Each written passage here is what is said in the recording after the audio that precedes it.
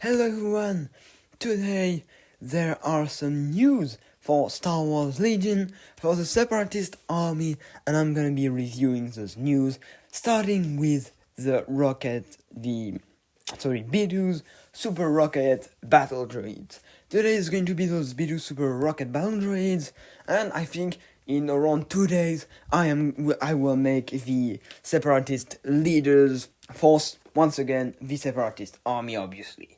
So let's get into it. B2 Super Rocket Battle Droids. 4 miniatures, 2 health, courage of 2, red save. So right now we're quite close to the normal B2s, except that they have an extra miniature. Speed 3 with Germ 2, so that is new. Something B2s didn't have, they're really fast. They can move through terrain and through the area quite quick. Through the map quite quick. AI attack. The B2s already had it. Target 1, which is something a little bit new, which when they get an order, they get a name, which is very nice. It's a little addition to their collection of nice stuff. So then, 2 black dices with at range 2 melee, something the B2s already had, but they have overwhelm, and they lose their rockets that the B2 normally had. Like the normal B2s have some combat short range 1 rockets to be able to deal with vehicles a little bit, so they lose it. So what I think about them like this, the 94 points, which is okay. I think it's a little bit more expensive than the Aqua Droids. They will be maybe a little bit, I think they will be harder to kill probably, except if you have lots of Pierce. Unfortunately they don't have armor, so they might have around the same health. They probably have a little bit better damage at short range, but not too much. But target and overwhelm will be important to make them really valuable, and they still shoot pretty impressive dices. So compared to the Aqua Droids, which were quite similar to them, they're not heavy droid troopers, which is can be unfortunate. And what they really change from what they are, how they are different from the Aqua Droids is basically the same health, a little bit more expensive with a little bit of a better damage probably. So 94 points is 30 more points than normal enough B2s for an extra guy, and with their speed I think it's really valuable. The points are okay. I think we need to see in a game if it's that interesting or not, and how many upgrades we need to put. That is something that we are going to need to try. So then they have a first heavy upgrade. It's going to be the B2 HA Rocket Droid. So you're going to be having Blast, Impact 2, Range 2 to 3, which the HA already had it, and 2 red dice is white. So it's quite similar to the HA. It's exactly the same as the old B2's HA, so why not? Blast is really nice, Impact 2 is quite nice, especially since you have 2 red dice in white. It's range 3, you can split fire, get the HA on a heavy tank that has like armor 5 or something, and then all the normal shots from the basic B2s on all the guys, which I think is quite nice. Honestly, it doesn't feel bad at all. Cycle is the unfortunate part, but still, it sounds like it's going to be a pretty nice upgrade. The blast is always nice, and it can do 2 things at a time. So it's okay, it's a little bit expensive, unfortunately. 30 points for a unit that already costs 94 points, it's a little bit expensive. Moving on to the Missile Pods Rocket Droids. So they're going to have a first weapon that is going to give them 4 white dice that are within range 2, anti-personal 2, and scatter. So anti-personal means they're going to upgrade 2 of the dice if they're shooting a trooper unit. So if you're shooting a unit of troopers, you're going to get 2 black dice and 2 white dice, instead of simply getting 4 white dice, which is basically damages are a little bit better than a normal guy, an additional guy. And for 24 points, while just adding 1 guy is 21 points, I think it's quite valuable. It's half a hit, so why not? And then he gets also scatter, which can be useful in some situations, not always, but it can be really useful, because scatter means that you're gonna redo the cohesion of the enemy unit, which is, I think, a nice keyword, because you can just pull them out of cover that will obviously annoy your opponent. So it is anti-infantry, and as the name indicates it, and it's a nice upgrade. I think this is probably this pod is probably the best upgrade you can take because it's more versatile and less expensive. Because it has another phase, so it's way more versatile.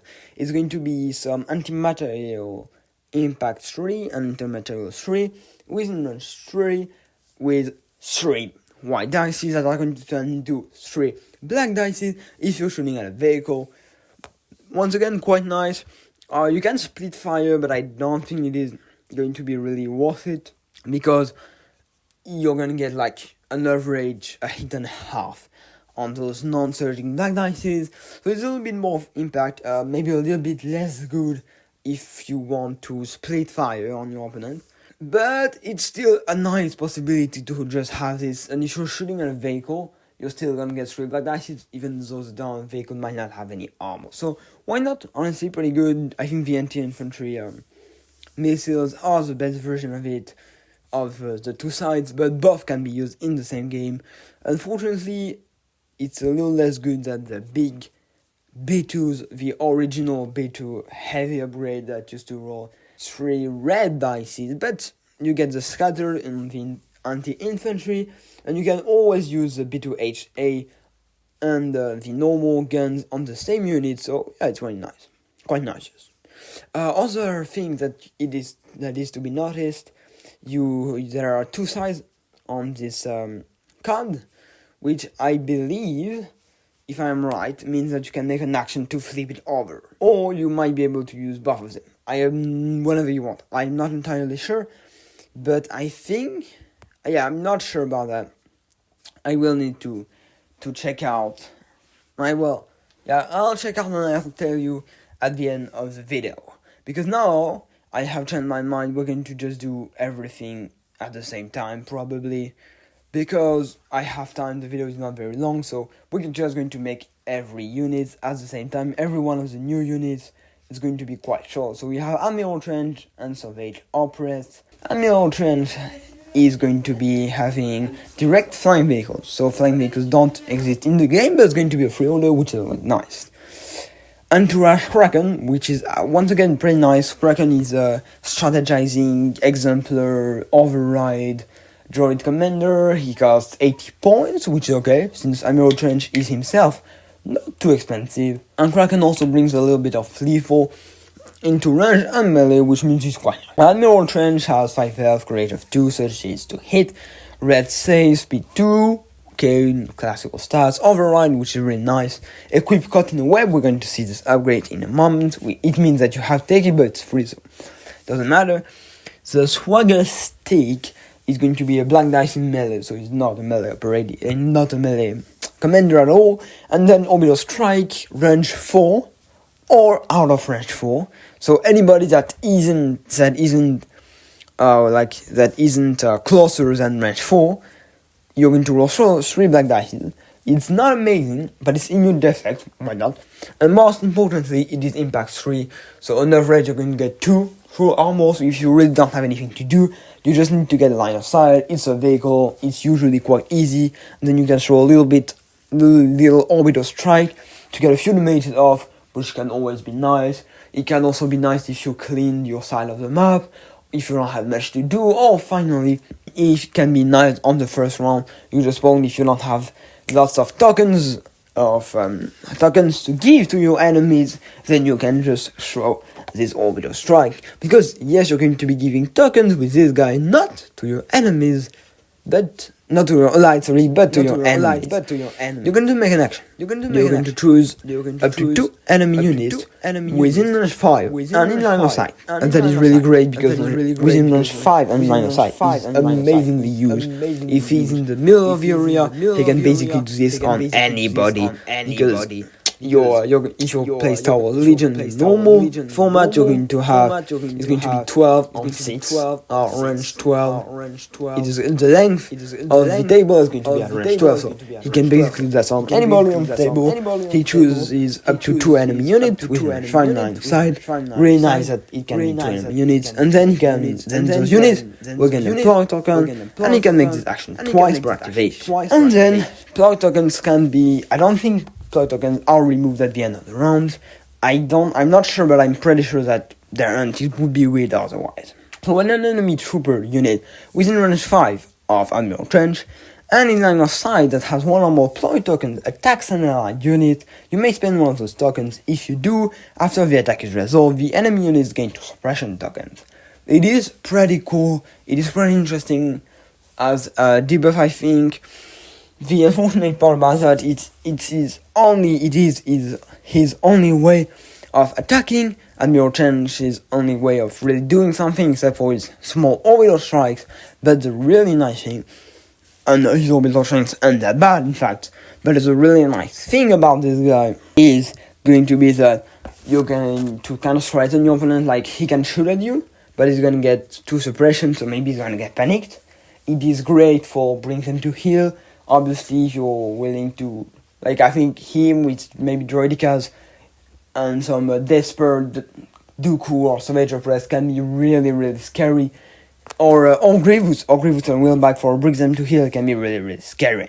So that is the first thing. And then second thing is that your opponent can just get, like, if he attacks you, if he doesn't have lots of courage, it means he can just be, he won't control the point anymore. So maybe it's like a unit that's a back rank that has courage of 1, shooting at you, you say, okay, well, you're going to shoot at me, but I'm going to use my ploy, and I'm going to give you 2 suppression, you're going to be panicked, you're not going to score the point, or you're going to have 1 less unit that is going to be contesting that point, and you won't control it anymore. So lots of things to be done with that, and it is, I believe, pretty nice, especially because Scott in the Web synergizes very well with his special command card that is going to be I Smell Fear, and it smells good. So I Smell Fear and it smells good is going to give 2 orders to 2 units. Why not? I think most of the time you want to give an order to Admiral Trench. But anyway, you choose up to 2 enemy units. Each chosen unit gains 1 ploy token, which means you can give it to anybody. So most of the time you want to choose somebody that is too far away from Admiral Trench or hidden that Admiral Trench could not hit with his normal actions. And then maybe you want to directly activate Trench, so as to give 4 more ploy tokens. And if you already gave ploy tokens on the first phase, if you're going that on the second phase, you might have like 8 ploy tokens on the table, which can be really, really nice. So this round, at the start of each allied unit's activation, you may choose an enemy unit that has 1 or more ploy token. If you do, remove one of those ploy tokens and resolve one of the effects below. The chosen unit loses 1 green token, the chosen unit gains 2 suppression tokens, and if the chosen unit has a face-up order token, shuffle it into that opponent's order pool. So you can remove orders, which means that you can not only remove orders but also sometimes remove bonuses that are given by orders. You can give 2 suppressions, so up to 4 suppressions if you combine it with some other stuff, and then you can remove a green token, which is really nice. I think it's just nice. Green token is like a little debuff. Unfortunately, it's just 1/1, so that is the main downside of Admiral Trench. But I think he's still pretty nice. He to me he looks like a pretty cheap and pretty interesting bonus giving commander. So that is it for Admiral Trench. But we're also going to talk about for the codes. Is going to give an order to a commander and 2 operative units. It's a lot of orders for 1 pip, but you might not be playing 2 operatives. So if you're not, it will still be 2 a commander and 1 operative, which is still a lot for a 1 pip. So you need to nominate a commander unit as the commander to play his card. Why not? On a unitization order with this card, get 1 surge. So basically you're going to be giving quite a lot of orders with little surges, so it is really nice. It is just nice. There is not much else to be said for the codes. It is just nice. And for the codes can be used for any any commander in Separatist Alliance, which is once again really nice. Now moving on to something very special and very nice, because especially to me, because I am Shadow Collective player. Well, I like Shadow Collective at least. Savage Press! Amazing, I'm really happy that we can see him here on our table soon. It's gonna be really amazing. So, 6 health, Courage of 2, Red Save, no surging, Speed 2, okay, why not? Kinda classical stats. We're going to have some Jump 1, the Immortalized 1 is nice. You can combine it to maybe Fear to Despair to give quite a lot of suppressions to your enemy unit. And Rage 2, which means if he has taken 2 wands, he gets Infinite Courage, so Courage is not really gonna be a thing. And then he gains Charge, because he doesn't have charge, so after a move he can make a free attack action if he's if he's in melee, sorry, not in melee. Immune Pierce, if he's really nice, and Retinue Count Dooku, and if you're playing him, the very only difference between this version of himself and the Shadow Collective version is that instead of Retinue Count Dooku, it will be rated more. And those two are really nice because free tokens for him, and he will want to stay near Dooku, maybe, and especially if you're playing Maul, since Maul can be a little bit weak sometimes, having Savage Press to help him around is going to be really interesting. Two red dices, two white dices, two black dices, impact 2, pierce 2, ram 1, it is quite a melee attack. It is really a nice, really nice melee attack. It can be very scary for your opponent. Lots of, not a lot of dices, but if you had tenacity, still 7 dices. And with the new upgrade, Dark Side upgrades that have been recently made by Atomic Mass Games, there are some really interesting combos to get. And since he already has Retinue, I think it's a really nice dice pool, especially with the Ram 1, on the fact that he keeps Pierce 2, even though he isn't like very expensive, so that is really nice. He also has a little bit of a range weapon, which isn't going to be used much. 3 black dice, so hit on a half an average. Within range 2, but it's not because it has poison on his scatter, so you can pull your enemy unit out of cover, and you can also give a poison token, which when the enemy unit is going to activate at the end of its net activation, is going to take a round. So it's nice, especially while it can charge. Well, Savage Press can charge, but I don't think it's going to be that useful. But still, I think it can be nice. About his upgrades, not lots of upgrades, but it's enough to take Tenacity partially, and maybe Despair. I really love Despair, like really. But there is another one that would look really nice, it is Hatred. Because his command card, and we'll talk about his command card later, gives him wands to trigger his Enrage, and then you can upgrade some dice. So if you have like 4 wands, it means you're rolling 4 red dice and 2 black dice, plus a red dice for potentially tenacity, so he can be really dangerous.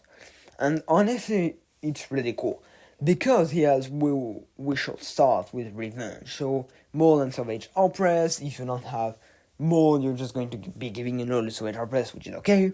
He can suffer up to the current wand number in wands. Then for each 1 token Savage Oppress has, Savage Oppress gains 1 aim. Finally, for each 1 token Maul has, Maul gains 1 aim token. And then you're going to choose one of Maul's command cards in your discard pile if able, and then you're going to return the chosen command card to your command hand. So about the thing with the command card and return it is really nice. Maul has some really interesting command cards.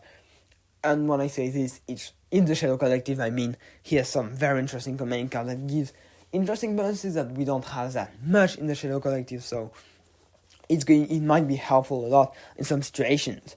And we usually have Maul dying a lot because he has an auto wand at the beginning, he has a good dice pool, but not such an amazing dice pool. And with Savage Oppress around, he can really win some battles, and if you like kill the Jedi thanks to Savage Oppress's help, then you have 2 very angry dark side users that can just run on everybody, charge everywhere with plenty of pierce 2 weapons, and both of them will be very scary for your opponent to deal with. And so if you made more survives, then you're going to be able to use his very nice command. So it's already, this is pretty nice, but then Savage Oppress can suffer up to the current round number 1, which means if you're willing to just attack on round 2, it is good, really good. I think most of the time you don't want to kill Savage Opress too quickly, since he cannot have tenacity and into the fray at the same time. You have to make a choice. Maybe you want more tenacity. At the same time, this means that I think you just give him 2 wands. You trigger tenacity, you trigger Unrage. If you took Hatred, it is enough to roll 3 red dice with tenacity, 4 black dice, and then you're gonna get 2 aim tokens. But if you're close to more, you can get a 3rd aim token or a dodge, and it's quite nice to charge into melee. And then to more, I think 2 wands is also quite good. I don't think you need much more. It means you get 4 black dice and 3 red dice, so exactly the same attack pool as Savage Opress's one. And in general, you will get 2 aim tokens, which is nice. Honestly, it is nice. It is a little bit less than Savage Opress, but it doesn't matter. It is still, I think, really cool card. Yeah, I just think it is a really nice card to just allow your 2 main melee damage dealers, lightsaber users, to just get into melee and kill everybody and get really efficient on the run. And that's why I love Hatred. I think a double Hatred, more Hatred and Savage Opress Hatred can be really fun to play, and he's going to help a lot the Shadow Collective. Now, about the Separatist army, I think it can be interesting as well.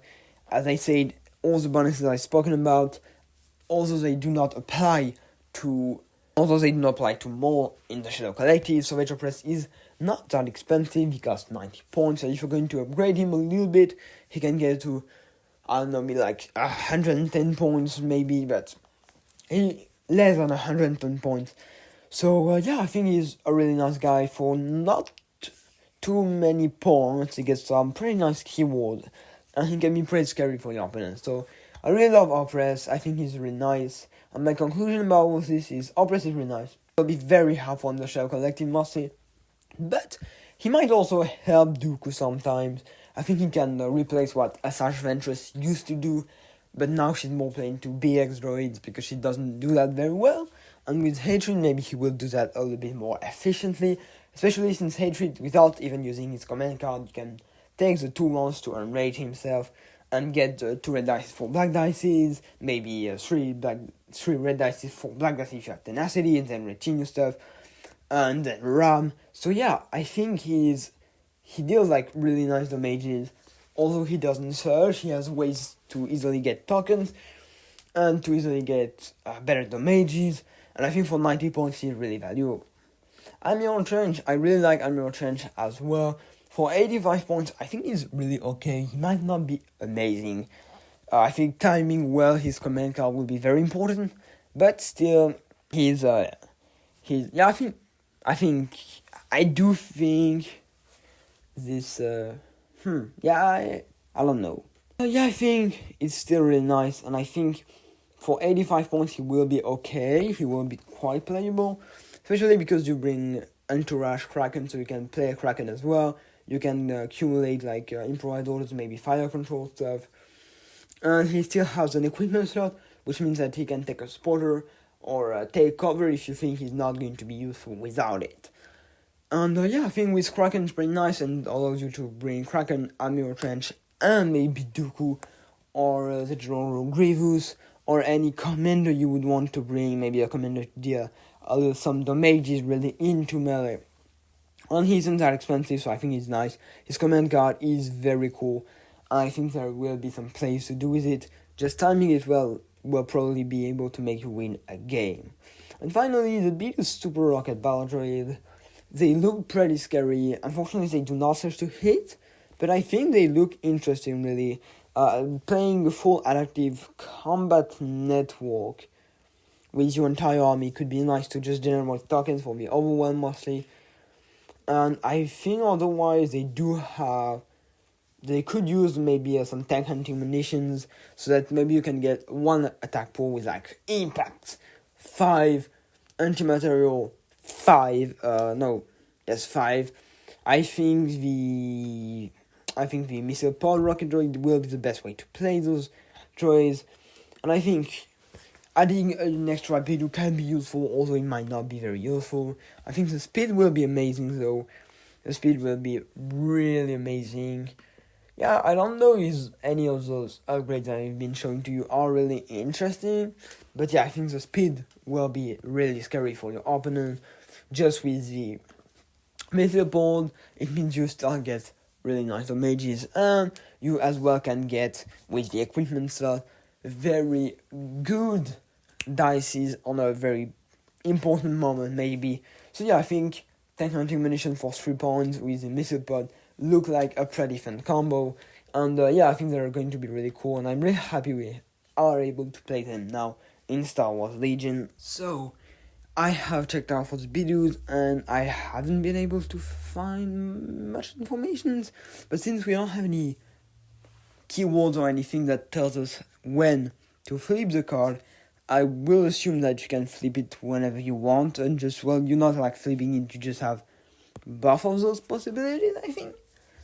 I guess so, because otherwise, or other possibility would be, I don't know. No, they're the same in nature, so I don't know if you like choose which one you want at the beginning of the game, or if you maybe it could be either that, either you would be able to play any of those any when you want. So I'm not entirely sure, but it's going to be done for my review. I hope you enjoyed it. If you liked it, don't forget to like and subscribe and maybe comment. And thank you for watching this video and have a good day.